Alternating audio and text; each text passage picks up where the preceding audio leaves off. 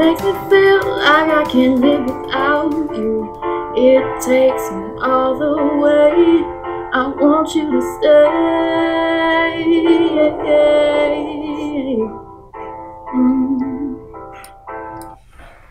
Hey everyone, it's me, John, here with another BrainScratch Searchlight. That video clip that we just watched was Larissa Sam, and she is a beautiful young woman with a beautiful son, and unfortunately, her son's only way of spending time with his mother now is largely through video clips like this and pictures around the house, as Larissa has gone missing. Let's take a look at this case and see if maybe someone out there, maybe even you, can help find Larissa and bring her home. Starting at NAMUS, we see that she has a pretty strong profile. Larissa Marie Sam, her nickname is Rissa. The date she was last seen is June 21st of 2015. And we can see she is a white female. She would now be around 24 years of age. For some reason, I'm seeing a little discrepancy on her birth date and if she was actually 22 or 23 when she went missing. In terms of the circumstances, she went missing from Indianapolis, Indiana. However, there's not a whole lot of detail here. Car backed into drive of abandoned home, keys in ignition, her purse, money, and cell phone still in vehicle along with her shoes. Her car had a flat tire. I'm very curious about that. Her shoes were in the car as well. Are they possibly an extra pair of shoes that she had with her? I'm really not certain. Hair color is black, although her normal hair color is dark brown, almost black, but she had dyed her hair black and had red hair extensions.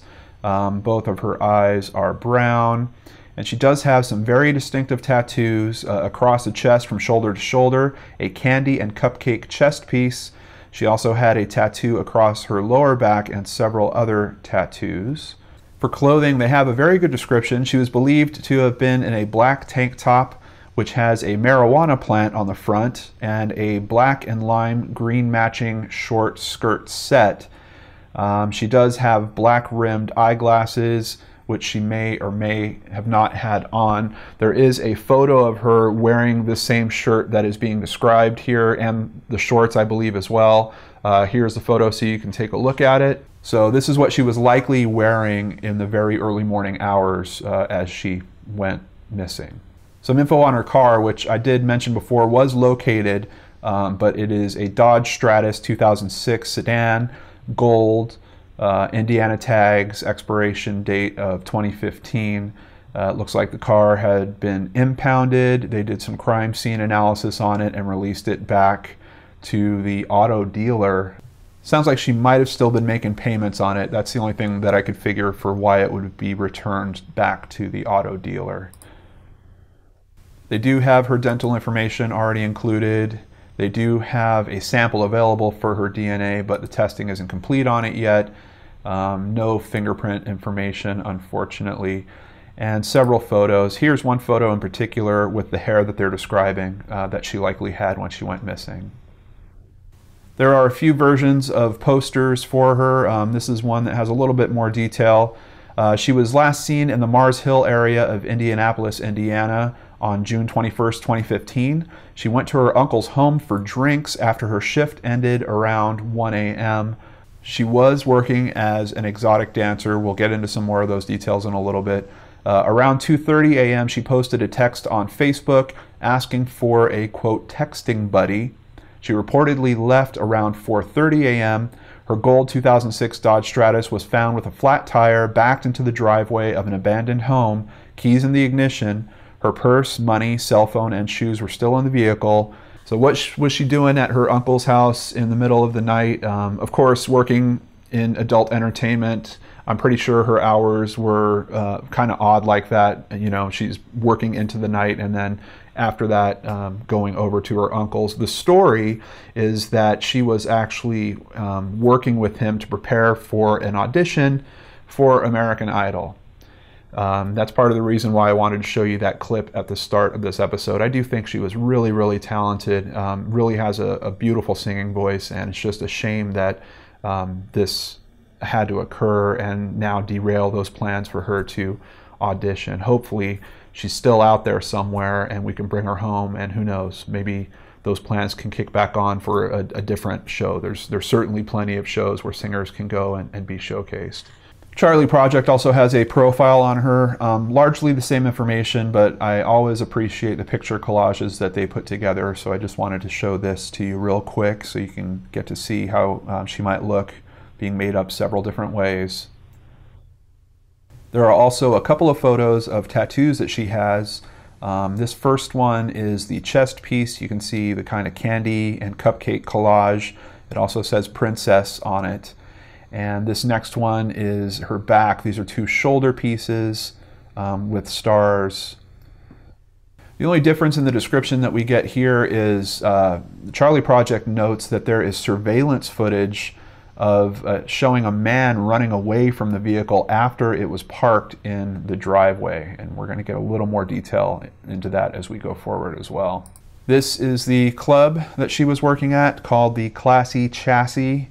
You know, I'm starting to see a little bit of a trend in some of these cases that I'm covering, particularly with women that work in the adult entertainment industry, and one of the questions I always bring up is law enforcement handling this case the same as they would if this was someone that wasn't in that industry going missing? And it's really hard to answer that in this particular case. One of the things that I'm really kind of disturbed by a little bit in reviewing this is knowing that there is surveillance footage, and I can find some descriptions of the footage, but I can find literally no copy of the footage made available to the public, no stills from the footage. I mean, you have someone that is at bare minimum a person of interest in this case, if not the actual suspect responsible for her abduction. You have a piece of film on that person and you're not releasing it publicly.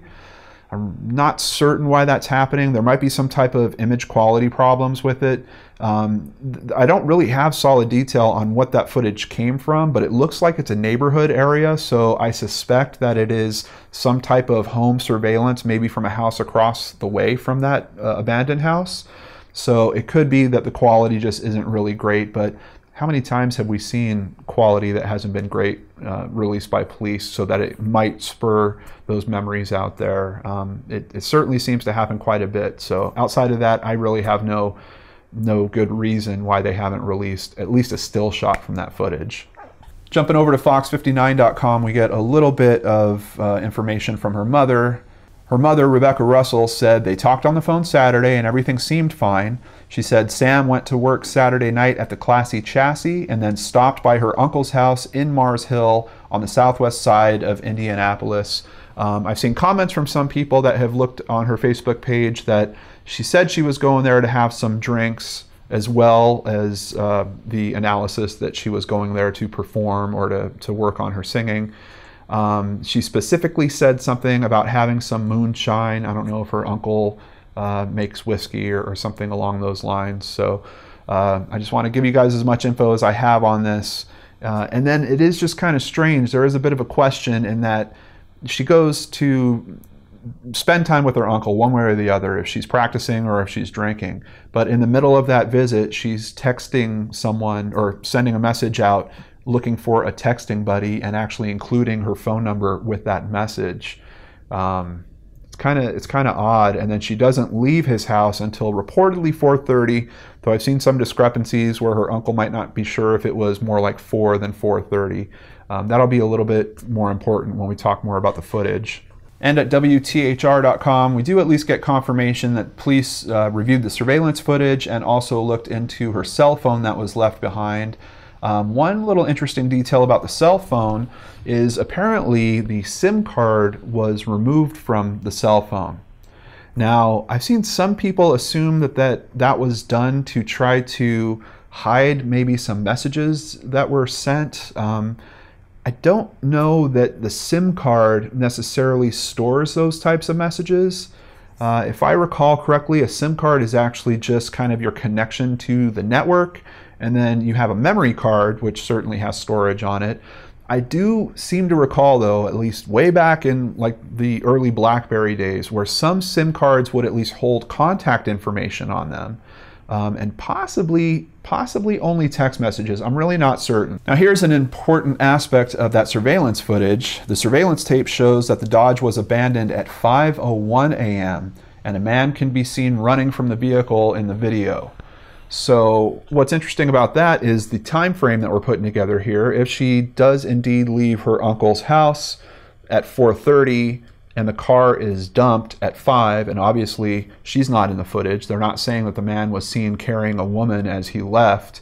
That really starts narrowing the gap for what could have happened, where she could have been taken to be possibly held if this is truly an abduction. Let's take a look at a map real quick to try to make sense of all these locations and maybe try to work on this timeline a little bit. So apparently she lived in the Greenwood area, that is down south here. She worked at the Classy Chassis, about 20 minutes away. I don't know if there's a more direct route. It looks like this Google map is kind of swinging out for some reason onto this 65. But at a minimum, I'm sure it's at least 16, 17 miles or so. From here, we get up to her uncle's at South Mont Street, that is north. And from there to where her car is actually located, that is about 3 miles away. Obviously, 3 miles in a car can be done fairly quickly, but once again, we have to figure she was in her car when she left her uncle's house. Did potentially someone get in the car at that point? Or did someone set up the flat tire in her car so that she would drive away a little bit and then have to pull over, and then maybe they had followed her? These are just kind of some of the situations I'm thinking of when I hear about this scenario. But even in that case, I don't know if this is a single person or if this is multiple people. It's just very strange to me that so quickly we're looking at, even if she left at 4 o'clock, we're looking at a 1 hour period. She was possibly abducted, taken to some location. I'm sure she had to be contained or subdued in some way. Then the person, did he leave her at that location while he went and dumped the car? Did he walk back to that location? This is not a very big area. I mean, we're only talking a matter of 3 miles. So it occurs to me that it could have been a two-person job. It could be that someone stayed with her. It could be that someone followed this car to the location, but there's no mention of that in the surveillance tape in terms of someone picking up this person, just that he's seen running away from the car. So I kind of edge more towards he might maybe not live close to where he dumped the car, but has access to some type of facility there, possibly where she could have been held. Jumping over to Websleuths, her mother actually kicked into the thread here and gave a little bit more information about that surveillance footage. Larissa didn't park the car. It pulled in the drive, backed out, pulled forward, then backed in. It parked perfectly straight while having a flat tire. She could not park straight pulling into a marked parking lot. She never backed in. She was gone before her car was ditched.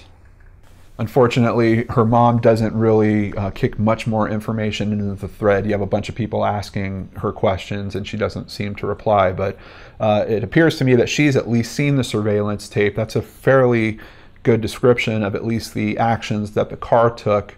But unfortunately, it sounds like that is just the dumping of the car and, like I said, possibly footage of at least a person of interest, maybe even the suspect in the case leaving the scene. And where is that photo? I have no idea. Now back to WTHR for an interesting turn in the case that happened just this year, February 22nd of 2017. The FBI is now involved in the search for her as well. The FBI got involved in 2015 after someone posted a demand on Facebook suggesting Larissa was kidnapped and taken to another country. Quote, "We ran down all leads possible as far as the allegations we were receiving and determined it to be a fake lead, that it was an extortion attempt on the family." Investigators also wondered about Larissa's last message on Facebook, "I want to text someone, texting buddy, question mark." The FBI says there is no evidence that someone responding to her Facebook post kidnapped her. Debbie Penn is Larissa's aunt and custodian of Larissa's son, Marcus. He is now 6 years old. He was 4 when his mother went missing, and here you see a photo of both of them together. The FBI says there is no evidence that anyone she met at the strip club had anything to do with Larissa's disappearance, and the FBI has ruled out the possibility that Larissa Sam was taken in a sex trafficking operation. Some pretty big claims there, and quite honestly, I'm not sure how the FBI would know that she wasn't taken into a sex trafficking operation. And in particular, I don't know how they would rule out that it was anyone from the strip club. I think there is a situation where if she had a stalker of some kind, he might have followed her when she left the strip club, couldn't do anything to her while she was at her uncle's house, because obviously she had family there. And then, like I said earlier, maybe had flattened the tire of her car or followed her after the fact. I don't know. I don't know how the FBI comes to these conclusions. I really wish that they would open up into that a bit when they make these types of broad sweeping statements. But if nothing else, at least we know that there is local law enforcement and FBI now looking into this case as well. That extortion attempt kind of might be the kick in the pants that this case needs to get moving in the right direction. There is a Bring Larissa Sam Home Facebook page. Unfortunately, it doesn't look like it's updated too often. It seems like within a couple months of her disappearing that the updates kind of cease, but you can see there's a lot of footage, different pictures of her here as well. There is also a public group called Prayers for Larissa Sam, and according to the About section, it looks like this was actually created by her mother. So what do you think, Brain Scratchers? I've kind of talked about my theories here a little bit. In terms of the possibility of her leaving on her own accord, we have her purse left behind, her phone left behind, her car left behind. I'm not saying it's impossible, I'm saying that it seems kind of unlikely, and apparently money was left behind in her purse as well. If someone's really going to take off, I'm sure, if nothing else, even if they're going to leave their identity behind and leave their IDs behind, I'm pretty sure they're going to take cash. So I don't know how feasible that is. Also, her family's very clear about how much she loves her son. If you look into the Facebook videos, you will see it's fairly obvious. This woman is very, very close with her son. I also buy into that theory that she would not leave her son of her own accord. So to me, the way this is looking is like an abduction. And the big question for me at this point is just, where is that photo? Why isn't that photo public? And who could have done this and why? My feeling is, like I mentioned before, there's something about this area. This is kind of localized for where that car was dumped. And if that person didn't have someone coming to pick him up, if he did truly leave the scene on foot, I would have to assume that he could work somewhere nearby, he might live somewhere nearby, or he at least has access to possibly a friend's home or something like that that's nearby. The other question for me is, how did they know that that house was abandoned? They went and dropped the car in an abandoned house. I think possibly they backed it in maybe to help avoid it being identified too quickly. I'm not sure if it had front and rear license plates, but once again, it kind of just leads me to believe that this person might know the neighborhood a little bit to know that that house was abandoned. Unless there was some type of premeditation and crazy planning going on with all this, which certainly is possible. I'm really not certain. Plenty of links for you in the description box below, and of course the comments. Please share your thoughts on this case. It breaks my heart that we're seeing so many cases like this where it's people that happen to work in the adult entertainment industry. I have to admit, I do think that it can bring you closer to people that might be riskier. There is a certain risk with this work that comes along, but the way that this went down with her spending several hours at her uncle's home before this happened, I'm really not sure if it's connected to it in that way. I'm really not certain. Some people, at least in the Websleuths thread, have even been questioning her uncle, like going into some of the detail about what he did around this time as well. I would be pretty certain that him being the last person known to be with her, that the police have looked in that area already and would have ruled him out if possible. But there is really no public information on that. That is just all gut feeling. Unfortunately, I can't find anything solid to really report on that one way or the other. So in any case, for the sake of her family, and in particular for the sake of her son, I do hope that she is found, and that she is found alive, and that she can be brought home. So thank you so much for joining me on this episode of BrainScratch. I'm also going to have several BrainScratch Searchlight updates. I might release another one today. I've got basically, I think, 3 other updates I'm doing, so I'm going to try to sprinkle them throughout the week.